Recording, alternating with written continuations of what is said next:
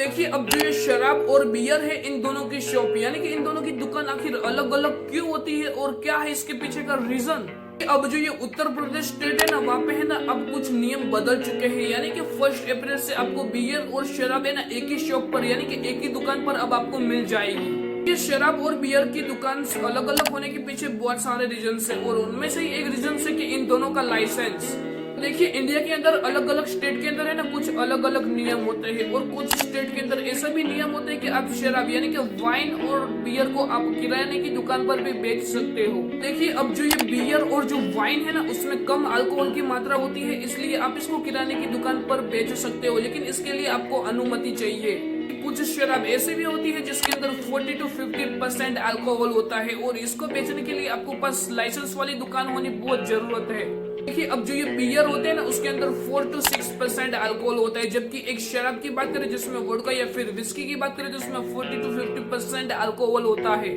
तो देखिए बियर में है ना अल्कोहल की मात्रा बहुत कम होती है और यही रीजन है कि लोगों की ये मांग है कि बियर और शराब की दुकान अलग अलग हो।